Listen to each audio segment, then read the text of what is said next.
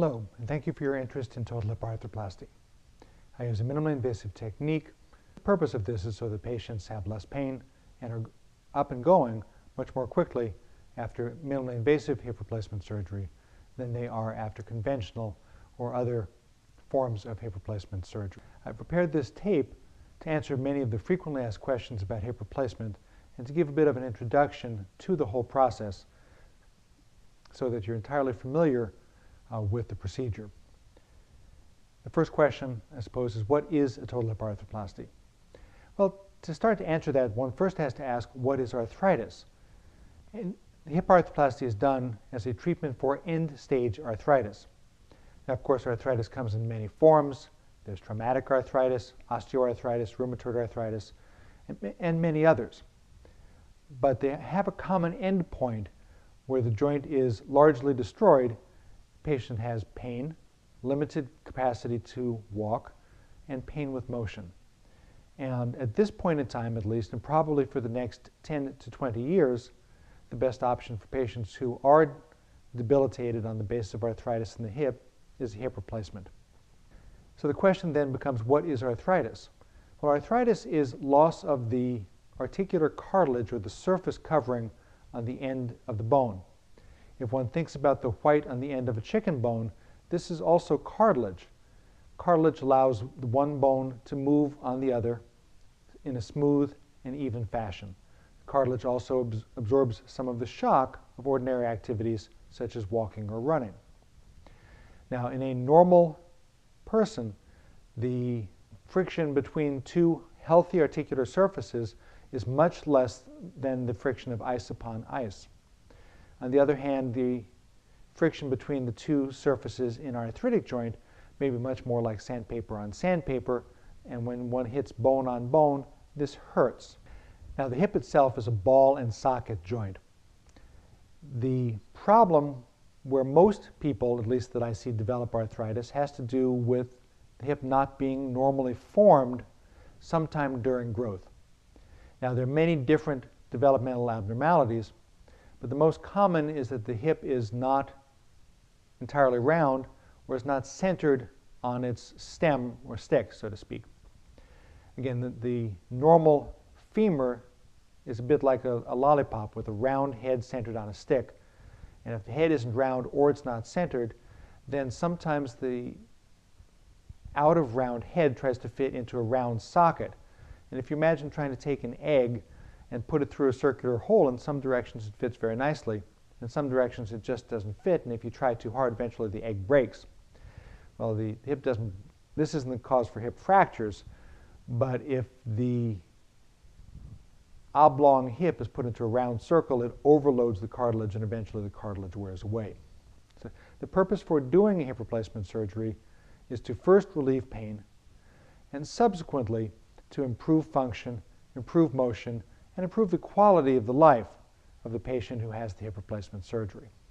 Overall, somewhere around 95% of people will have a good or an excellent result. Now, I think the term excellent speaks for itself, and so people who have excellent results know exactly what that is. A good result can be defined as somebody who has no more than occasional minor discomfort, occasional minor stiffness, and is able to do pretty much anything that they'd like to do. Now, common questions about hip replacement surgery. Probably the most common question that I'm asked is, after the surgery, when can I drive? This is a very complicated question. If one thinks about it, there are probably many people on the road right now driving who have no business being on the road, and they haven't had any sort of significant surgery recently. Safe driving is more than just reaction times. It is also concentration. It is also ability to recognize problems. And more than anything else, it's the ability to handle emergencies. And so the question of driving is not whether one can get from your house to the corner store or to a friend's house around the block. The question is if one can deal with emergencies. And emergencies happen close to home. It's your next door neighbor's kid who will run into the street in front of your car. Will you think for a second about your hip before you hit the brake?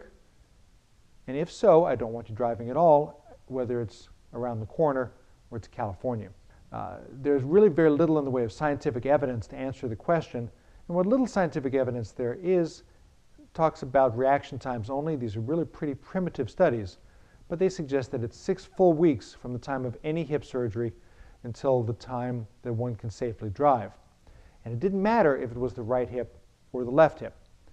Now, of course, these studies are not done with MIS technique, and they are very simplistic, looking only at reaction times. But right now, that's the only data that there is in the literature. So if one wants my blessing on driving, I have to say 6 weeks. On the other hand, I would hope that my patients are responsible adults. And if they can honestly answer the question that they're not going to think for a second or a fraction of a second about their hip before they react to an emergency, then go ahead and drive. Now, I've had a patient admit to driving as little as 4 days after hip replacement surgery. Correction, now 2 days post-op. And again, this is a patient admitting it may have been done sooner, and it's not necessarily with my blessing,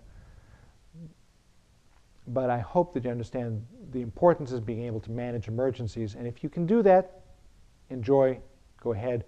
If you can't do that, or if there's any question, then please ask somebody else to drive. Another common question that I'm asked, how long will the hip replacement last? Well, this also brings into question the concept of different bearing materials, and this is something that is very popular in the press these days. Unfortunately, there's a great deal more information in the popular press than there is real information or scientific data to support it.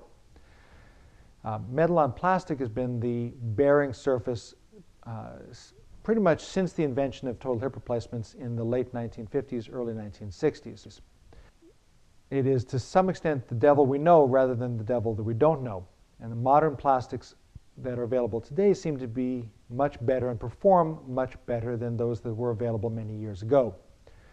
So while the previous generation of plastics would last about 10 years, if one really believes the bench data, the current generation is likely to last somewhere around 30 years. I don't think that any surgeons are quite that optimistic, but 15 to 20 years is a good expected survivorship for the current state-of-the-art metal on plastic. Metal on metal and ceramic on ceramic also are being promoted these days. I have a problem to some extent today with the ceramic on ceramic bearings. I interrupt this broadcast for a clinical update. The major problem with ceramic on ceramic is so-called stripe wear.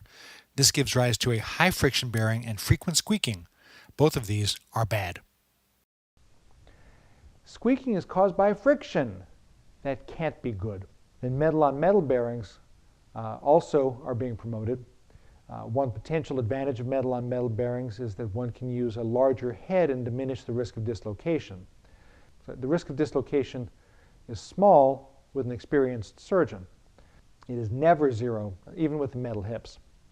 The metal on metal hips are much more expensive, and they also generate a great deal of metal ions.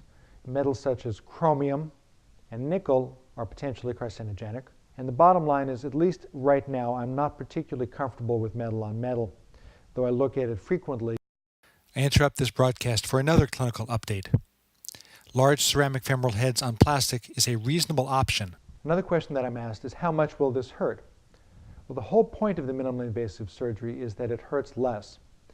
Part of the discomfort after the hip replacement seems to come from the abnormal positioning that's done during the replacement, and much greater twisting and torquing and pulling is required during conventional hip replacement than is required during the minimally invasive approach.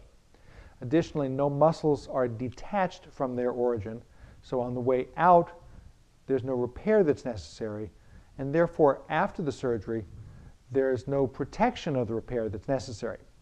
Now, let me translate that into more practical terms. After a conventional hip replacement, usually weight bearing is restricted and the patient is required to walk with crutches or a walker for as long as 6 weeks.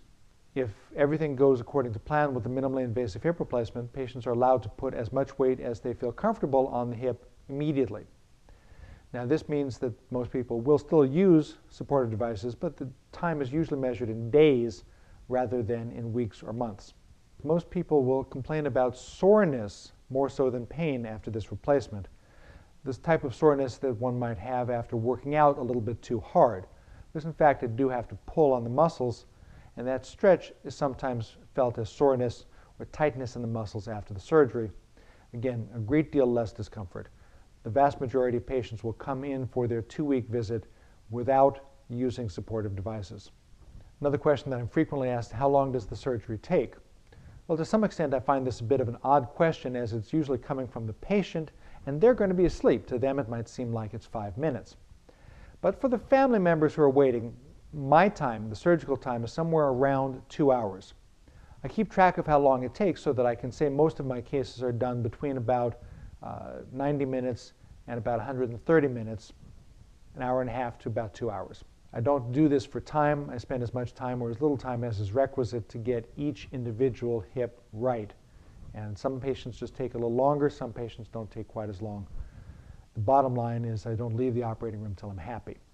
Now, in addition to my time, though, your family will be waiting for the anesthesiologist to put you to sleep, for the surgical team to get the patient positioned, prepped, and draped, and then the surgical time starts.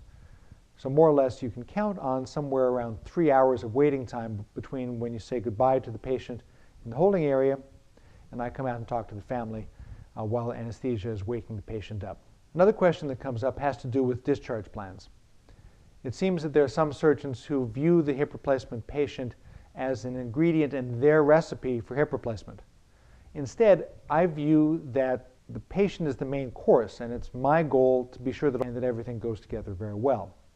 To this extent, most of my patients will go home. And the last time that I calculated my statistics, 98% of people who were under 80 years of age went directly home from the hospital after an average stay of about 2 nights. Those over 80, about 50%, weren't safe to go home to their home environment, and so they required a rehabilitation stay at a standard rehabilitation hospital. Now, I don't know how to overemphasize this point. Where the patient goes after the hospital stay is what fits the patient best. How long they stay in the hospital is what's requisite for them to stay. I keep my statistics so that I know the answer and can answer the question, but each individual patient has their stay and their treatment tailored to their needs. Now let me give you an example about discharge planning. These are 2 real examples. I have one patient in my practice who has a daughter who's a physical therapist, lives in a 1-story house, has no steps, no obstacles. There are gobs of family and friends both willing and able to take time off to assist, and they live near an outpatient physical therapy setting. This patient can go home pretty quickly. On the other hand, I also take care of some elderly patients who live by themselves, have generally been the caretakers of their elderly and less well friends. They have no friends or family in town who could care for them, and they sometimes have as much as 30 steps to their front door. These people can't be treated in the same manner when you talk about discharge plans. The first patient is very likely to go home very shortly after the surgery. The second patient is going to need a little longer hospital stay and more likely than not a stay in a rehabilitation center. To make this almost too simplistic, if there were a fire in the house and you were at home and you couldn't get your own body out of the house safely, you're not safe to go home. And so it doesn't matter if the spouse is much bigger and stronger than the patient or the spouse is smaller. The patient has to be relatively independent. And again, for most patients, this happens around 2 nights in the hospital. People are ready then to go home. I have another reason for preferring that patients go home. In a sense, when you go home, you're not going to ask your friend, your family, your spouse, your kids to get every drink of water, to bring you the bedpan, to clean the bedside commode. Instead, you're going to get up at least some of the time, go to the kitchen to get the glass of water, and you're going to get up in the middle of the night and walk to the bathroom. This is also therapy. If you're in a rehabilitation center and you're thirsty, what do? You hit the button, the nurse comes and brings you a drink. It's different. And while you don't have the structured exercise at home, people do seem to be and do better at home and in their own home environment. And many studies have shown that people need and use less pain medicine if they're in their own home environment. Every surgery has risks and potential complications. Every activity we do has risks and potential complications, even things as simple as crossing the street. But like crossing the street, if you keep your eyes open and you watch what you're doing, the chance of having a problem is really pretty small. That having been said, it's my obligation to say that the risks of any surgery include bleeding, infection, failure to achieve the desired goals, persistent pain, need for further surgery. And while the list can continue, I'll come back to where I started and say that around 95% of people will have good or excellent results, and the chance of there being a significant complication is really quite small. One specific minor complication that is sometimes seen with this particular surgery has to do with a small sensory nerve that is near where one of the incisions is made. This nerve is called the lateral femoral cutaneous nerve. Now, while it's not rare, it is also not common for this nerve to be stretched a little bit during the course of the surgery, and this will result in a little bit of numbness along the outer edge of the upper thigh. In the vast majority of patients, this resolves over the course of a relatively short period of time, and it has not been a big issue in my practice. Another potential risk that exists for any form of hip surgery is dislocation of the hip. And this is the hip coming out of socket or the ball coming out of the socket joint. At least at the time that I'm making this tape, in close to 5 years of performing this procedure, I have no known dislocations. Clinical update. I now have one late dislocation in almost 7 years of minimally invasive surgery and more than 500 procedures. Also in that 5-year period, I have no known deep infections. A lot of people will also ask about leg length after the surgery. Now, it's certainly possible to change the length of the patient's leg by doing this type of surgery. I should say by doing hip surgery of any sort. Now, with the minimally invasive approach, radiographs are used during the course of the procedure, and so that the chance of there being a significant leg length discrepancy is really pretty small. Now, on a few occasions, on very rare occasions, I have selected to make the legs not quite match in leg length in favor of a stable hip. I'll make that trade-off every time, but still the vast majority of patients that I take care of will have leg lengths that are within about 3 millimeters. 3 millimeters isn't very far, and eventually, unless you take up marathon running, again, which I don't recommend, but with ordinary activities, 3 millimeters of leg length discrepancy is really not enough to tell. Now, I will promise you that immediately after the surgery, you're going to think that I made your leg an inch too long. This is because, in part, the process of arthritis makes the leg shorter. And when you start at the time of surgery, the cartilage is worn away, and sometimes some of the bone is worn away, and so the leg is shortened. Now, that process takes years and sometimes decades to develop. On the other hand, I bring the leg back out to its normal length over the course of 1 to 2 hours.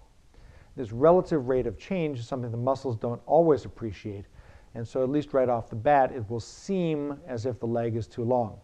But again, the vast majority of my patients have less than 3 millimeters of leg length discrepancy, and in the long run, nobody can tell that. A short while ago, a company called American Health Front surveyed the San Antonio area and tried to find physicians doing new and innovative procedures. At the time, I had been doing the hip replacement via 2 incisions for some time, and in fact, I'm the first in South Texas, South Louisiana to offer this minimally invasive approach. In any case, this roughly 2-minute presentation, I think, goes over a lot of the main features of minimally invasive surgery and its potential benefits. So please, let me show you the presentation from American Health Front. The American Health Front is a presentation of Medical Media Group and the following physicians and healthcare organizations. Today on the American Health Front, discover a new minimally invasive technique for total hip replacement, which uses only 2 incisions. We'll learn how patients with low back pain and leg pain can get relief with a less invasive treatment that's similar to having an injection. And come with us as we show you how advances in dentistry make it possible to change a smile like never before.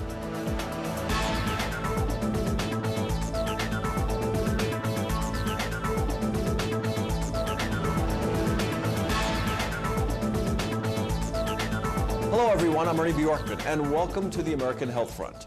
The purpose of our program is to educate and inform you, the viewer, about treatment options now available in the ever-changing world of medicine.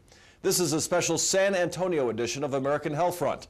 Our staff has teamed up with some of the area's finest physicians and healthcare facilities to explore the fascinating frontiers of today's healthcare, with reports on new techniques and technologies that could really change your life. So stay with us, because there is nothing more important than your health. An important goal for many people is to remain active long into their senior years. Thanks to developments in product technology and surgical techniques in orthopedic surgery, that goal is now often attainable. We take you to the office of orthopedic surgeon Dr. Adam Harris to learn about the new Zimmer, minimally invasive technique for total hip replacement. The natural hip is a ball and socket joint. The ends of the bone are covered with a smooth, shock-absorbing surface known as cartilage. The arthritic hip has lost that cartilage, and the surfaces resemble sandpaper. An artificial hip will replace both of the surfaces with bright, shiny, new, and now smooth surfaces.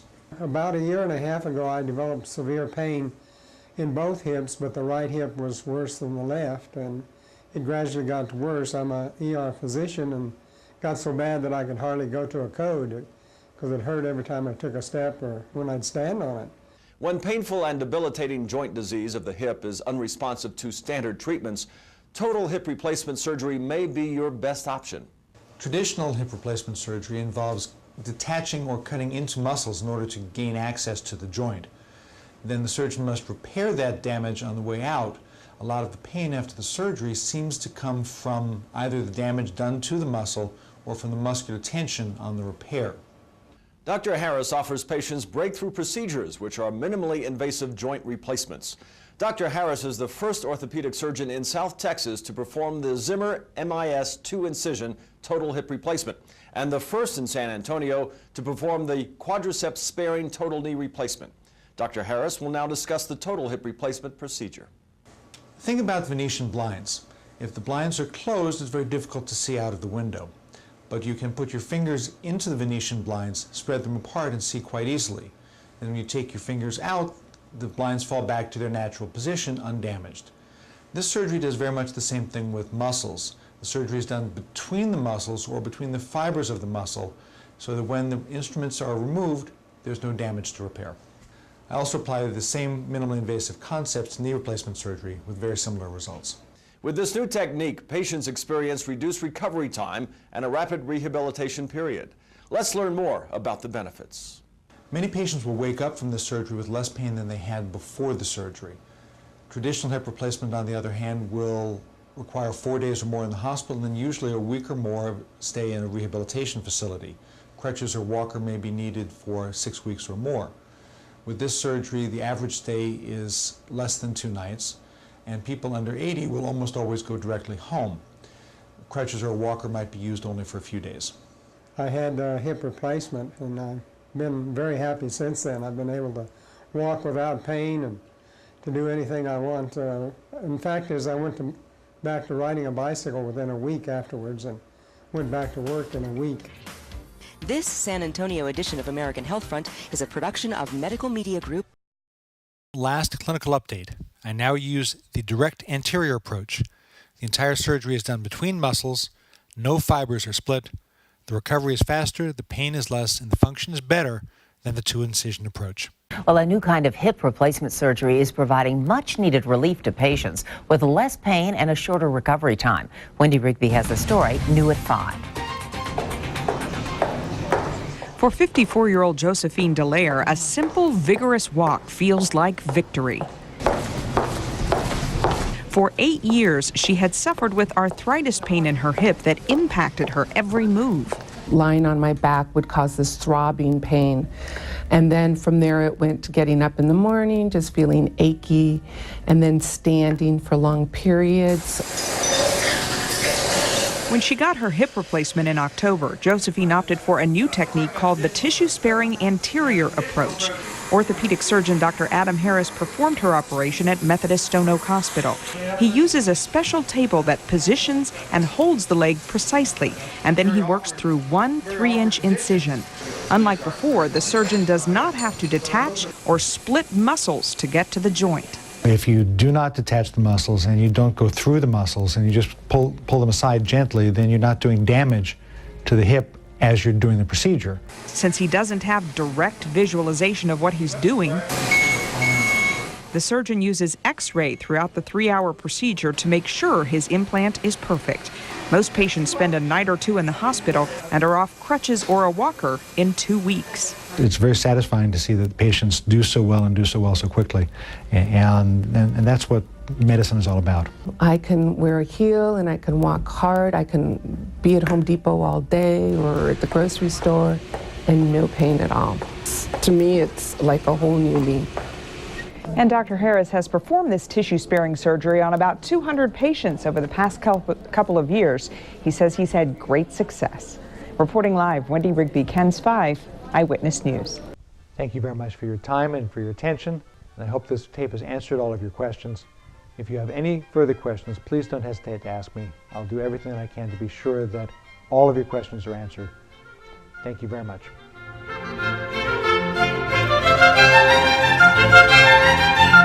Thank you.